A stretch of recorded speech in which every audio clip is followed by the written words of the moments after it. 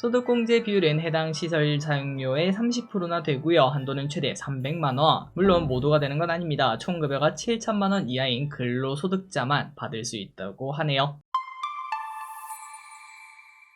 네, 안녕하세요. 주식은 역시 기리기리 새기리씨입니다. 안녕하세요, 기리분들. 자, 오늘 증시는 또 올라가는 모습을 나타내고 있습니다. 역시 대단하다 국장, 이런 얘기가 나오는데요. 오늘의 경제 공부 또 재밌게 보도록 하겠습니다. 같이 공부하시죠. 렛츠 기릿. 자, 첫 번째입니다. GFC 생명과학 부럽다. 자, 오늘 상장 공모주가 있었죠. 코넥스 이전 상장으로 데뷔한 기업이고, 제가 이게 배정수량이 0.5개 정도였는데 저는 못 받은 기업이죠. 그런데 이 친구 대박이 터졌습니다. 지금 보니까 120% 넘게 오르고 있네요. 자, 이 기업은 화장품 바이오 소재를 개발 생산하는 기업인데요. 화장품 섹터 기대감이 빵빵하지 않겠습니까? 이제 또 중국 시장도 열린다, 이런 얘기도 나타나고 있는 와중에 GFC 생명과학이 좋은 결과를 나타냈습니다. 다음입니다. 화장품이 좋다고 말씀드렸는데요. 하지만 꼭 그렇지만은 않은 기업 또 존재하고 있겠죠. 그 친구는 바로 과거 항제주였던 LG생건입니다. LG생건의 사실상의 매도 리포트가 나왔네요. 자, 요즘 한한령 해지 기대감이 계속 나타나고 있는 와중에 기존 중고 화장품의 왕이었던 LG생건 당연히 주가가 올라 있겠거니 라고 봤는데 왼쪽의 주봉을 보면은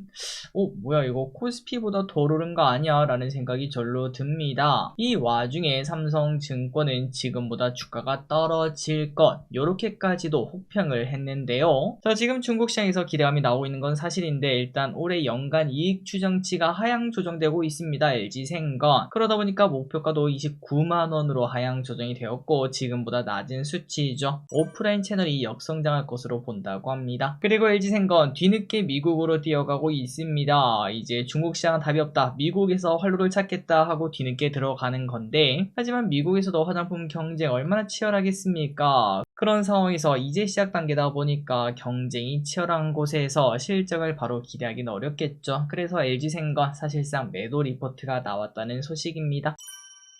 다음입니다. 이번 주 주일정을 보도록 하겠습니다. 자, 이번 주에는 어떤 일정이 있을까요? 일단 내일부터는 7월이 시작됩니다. 하반기에 이제 새로운 주도주가 또 등장할 텐데 누가 주도주가 될지, 기존 주도주가 이어갈지 계속 볼 필요가 있겠죠. 그리고 이제 7월부터는 실적 시즌이 시작합니다. 실적이 막 좋은 애들 있잖아요. 뭐 삼양식품이라든지 SAMG 엔터테인먼트라든지 지금 기름들이 다 머릿속에서 떠오르는 그 기업들, 막 황제주처럼 막 계속 올라가는 그런 친구들이 더 올라갈지 체크할 필요도 있겠습니다. 그리고 우리나라에서 가장 중요한 이벤트는 상법 개정안이 이번 주에 처리될 수도 있을 것 같은데요. 참고로 상법 개정안은 회사가 주주를 더 신경을 쓰는 법안이라고 생각하시면 될 것 같습니다. 장점은 우리가 이제 뒤통수 맞을 확률이 낮아지고, 뭐 간단하게 생각하면 유상증자 비율이 많이 줄어들겠죠. 하지만 그 반면 단점은 회사의 운영에 모래주머니를 채운다는 점이라고도 말할 수 있겠습니다. 회사가 지금 발전하려면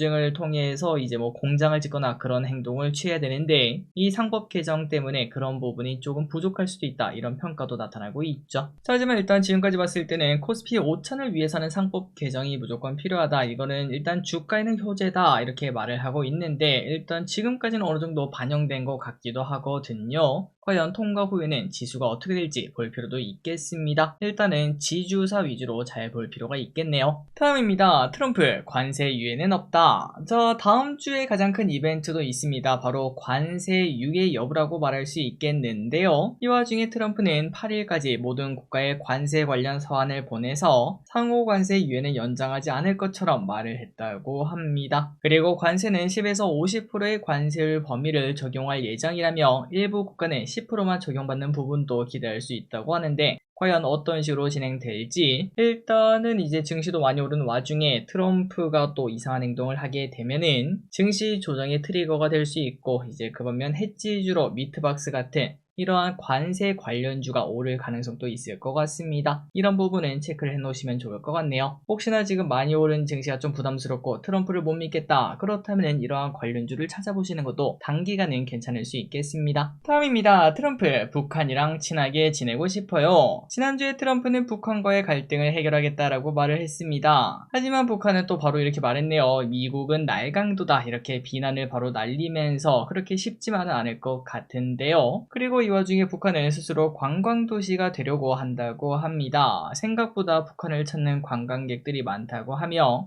외화에 굶주린 북한은 이 관광 수입이 쏠쏠하다고 하네요. 그리고 이때까지는 북한을 찾는 거는 대부분 중국인 관광객이었지만 최근 러시아 쪽을 조금 더 신경 쓰고 있다고 하는데 일단 아직까지 효과는 크지 않다고 하지만 갈수록 늘어나지 않겠나 라는 생각을 해볼 수 있겠습니다. 자, 그러나 중요한 건 이겁니다. 관광 사업이라는 건 그 양날의 검이죠. 외국 사람들이 이제 북한에 들어오게 되면은 북한 사람들도 생각하지 않겠습니까? 야, 저 사람들은 왜 저렇게 잘 살아? 라는 얘기를 할 수밖에 없고 결국은 체제를 흔들 가능성도 있기 때문에 북한 입장에서도 이러한 관광 사업을 하고 싶지는 않았을 텐데 그럼에도 하고 있는 거는 그만큼 힘들다는 증거가 아닌가라는 생각도 해볼 수 있겠습니다. 어쨌든 이런 상황에서 과연 트럼프가 뭔가를 할 수 있을지 이것도 중요하겠죠. 일단 트럼프한테 몇 년 전에 당했던 적이 있었던 김정은이 이번에 과연 트럼프랑 얘기를 하게 될지 계속 지켜볼 필요가 있을 것 같습니다. 일단 기대감은 주가에 이미 많이 반영된 모습입니다. 현대엘리베이터 벌써 여기까지 올라와 있고요. 바닥 대비 3배 가까이 올랐죠. 그리고 아난티와 좋은 사람들도 최근 많이 올랐는데 3개월 대비 아난티는 2배, 좋은 사람들은 3배나 오르는 모습을 나타냈습니다. 결과물이 어떻게 나올지 볼 필요가 있겠네요. 다음입니다. 여름 휴가는 역시 국내죠. 자, 기르분들 여름 휴가 계획을 짜고 계신가요? 저는 딱히 뭐 정해진 건 없고 친구들이랑 1박으로 뭐 펜션을 가든지 바다를 가든지 이렇게 할 것 같습니다. 그리고 더운 여름 지나고 한 10월쯤에 어디 길게 가볼까 이런 계획은 짜고 있어요. 자, 그렇다면 다른 분들은 어떨까? 일단 대한상공회의소에 따르면 80%가 여름 휴가를 간다라고 말을 했고요. 이 중 83%는 국내 여행을 간다라고 말했습니다. 금액도 시간도 고려해서 이렇게 정했다는 거죠. 그리고 휴가비로는 작년보다 증가한 53만원 정도를 사용한다고 예상하고 있고 가장 많이 가는 곳은 어디입니까? 강원도, 경상권, 제주, 전라권 이러한 순서대로 선호를 했다고 합니다. 일정은 2박 3일이 가장 많았다고 하는데 자, 그래서 저도 한번 조사를 해봤거든요. 1200분이 참여를 해주셨고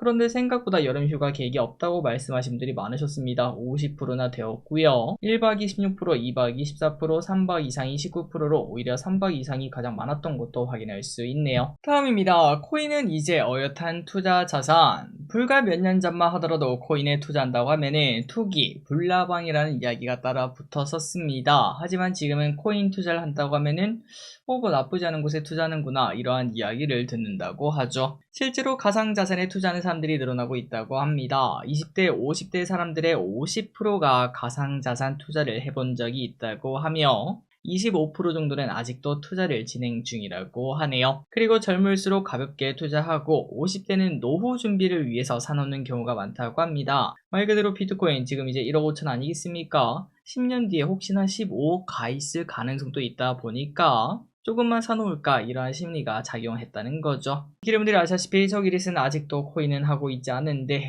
이거 언젠가 사긴 사야 되는데 언제 사야 될지 잘 모르겠습니다. 저는 아직까지는 국장이 편하더라고요. 다음입니다. 스테이블코인 그리고 CBDC. 자, 지난주까지 스테이블코인 관련주가 난리였습니다. 오늘까지는 조금 조정을 받는 모습이 나타나고 있지만 이 와중에 한국은행이 CBDC 테스트를 멈춘다 이러한 이야기를 꺼냈네요. 참고로 CBDC가 뭔가 중앙은행이 발행하고 정부가 통제하는 코인인데요. 그 반면 스테이블 코인은 어디서든 발행할 수 있고 뭐 네이버가 발행하든 카카오가 발행하든 어디서든 가능하고 탈중앙화라는 특징이 있습니다. 정부의 입김이 잘 닿지 않는다는 거죠. 그런데 요즘 스테이블이 매우 핫하지 않겠습니까? 그러다 보니까 한국은행에서 CBDC를 하려다가 살짝 브레이크를 잡았다는 소식이네요. 그래서 저는 스테이블에게는 당연히 좋은 소식이 아닌가라는 생각이 들었는데 그래도 오늘은 스테이블 코인주가 하락하는 모습이 나타났습니다. 미국 서클이 있죠. 이 친구의 움직임에 더 큰 영향을 받는 모습입니다. 자, 왼쪽에 LGCNS 고가로 쭉 올라가다가 어느 정도 조정을 받았습니다. 그리고 미톤 또 올라가다가 조정을 받고 카카오페이도 올라가다가 조정을 받았는데 하지만 한 번에 끝나진 않겠죠. 한 번 더 급등하는 시기가 오지 않을까라고 저는 생각하고 있습니다. 다음입니다. 테슬라 차량이 혼자서 지 주인을 찾아가는 영상을 혹시 보셨나요? 지난주 금요일부터 신차가 자율주행을 통해서 찾아가는 서비스를 시작한다고 하는데요. 거리도 가까운 게 아니었습니다. 무려 30분이나 운전을 해야 갈 수 있는 거리, 그리고 최고 속도도 110km 밟으면서 막 쭉쭉 가던데 야, 진짜 미쳤습니다. 이게 어떻게 가능하냐 이런 얘기가 나타나죠. 이런 세상에 우리가 이미 살고 있다고 합니다. 자, 우리나라도 가능할 겁니다. 조금 늦을 수 있겠지만 하지만 늦게 출발한다고 꼭 늦게 도착하는 건 아니겠죠. 하반기에 자율주행 로드맵을 공개한다고 하는데 한번 기대를 해보도록 하겠습니다. 다음입니다. 과일릭이라는 단어를 아시나요? 이게 신조어인지 아니면 그냥 뭐 누가 만든 말인지 모르겠으나 요즘 카페, 디저트 시장에서는 과일릭이 유행이라고 합니다. 바로 과일이랑 홀릭을 합쳐서 과일릭이라고 한다고 하는데 뭔가 단어가 좀 올드한 느낌.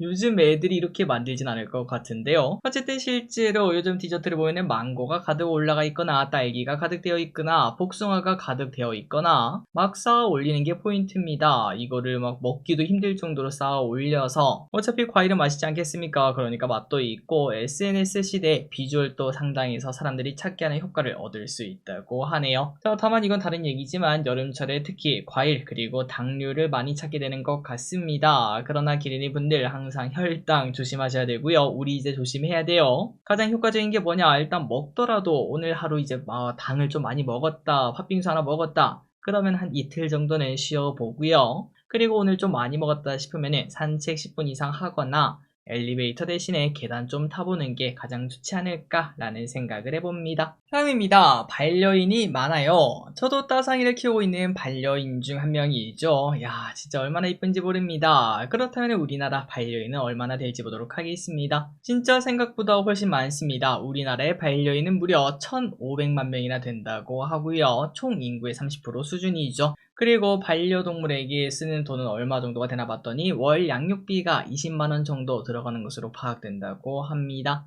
자, 다만 이 와중에 펫보험 가입률은 여전히 낮다고 하는데요. 12%밖에 안 된다고 해요. 저도 굳이 해야 되나 라는 생각과 함께 안 들고 있긴 한데 아직까지는 펫보험이 대중화는 안 된 것 같고요. 그리고 확실히 요즘은 특히 여행지 갔을 때 펫을 동반할 수 있는 곳이 많아진 게 많이 느껴집니다. 갈수록 강아지가 식당이나 카페 이런 곳들을 많이 가고 하지만 또 그걸 싫어하는 사람들도 분명히 있다 보니까 노키즈존이 생긴 것처럼 노펫존 이런 곳들도 아마 곧 생기지 않을까라는 생각도 들더라고요. 다음입니다. 편의점이 줄어든다. 내 주변에 이렇게 많아되나 싶을 정도로 늘어나던 편의점, 그런데 최근 4개월 연속 줄어드는 추세를 만들고 있다고 합니다. 그만큼 장세가 안 된다는 거죠. 자, 올해 초에 우리가 봤던 기억이 있습니다. 요즘 먹고 살기 힘들어서 담배 판매량이 사상 처음으로 줄어들었다고 하죠. 코로나 때도 늘었는데요. 그런데 이 담배가 줄어든다는 거는 야, 도대체 얼마나 먹고 살기 힘들면은 담배를 끊는 거냐, 그 말인즉슨 담배 말고 다른 것도 다 판매량이 줄었다고 말할 수 있겠습니다. 그러다 보니까 편의점 업계는 더 이상 늘릴 수는 없고요. 과감한 자발적 구조 조정에 들어가는 모습이라고 하네요.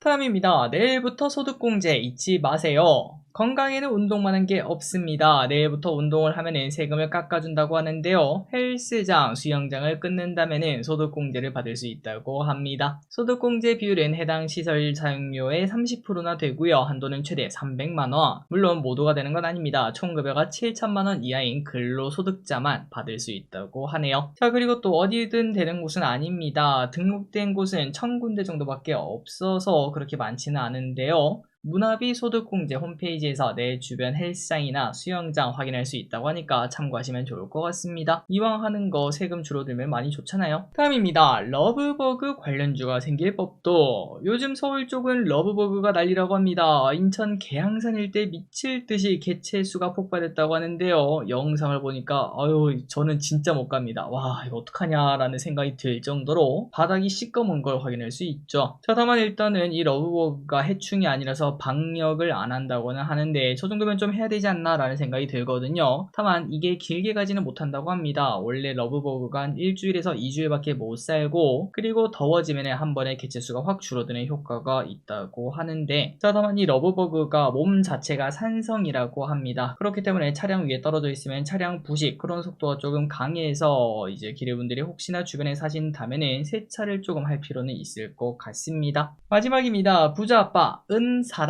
맨날 뭐 사라고 말씀하시는 부자아빠, 이번에는 금 비트코인 말고 은을 사라 라고 말을 했습니다. 7월 중에 은 가격이 폭등할 수 있다라고 말을 했고 올해 말까지 3배까지 오를 수도 있다고 하는데요. 야, 3배라고 하니까 살짝 혹하더라고요. 또한 여전히 미국은 거품이라고 말하고 있으며 그 대체제는 금, 은, 비트코인이다. 이 이야기를 계속 설파하고 있습니다. 자, 오늘의 공부 여기까지 끝났습니다. 항상 같이 공부해서 진심으로 감사합니다. 지금까지 길이셨습니다. 빠이요.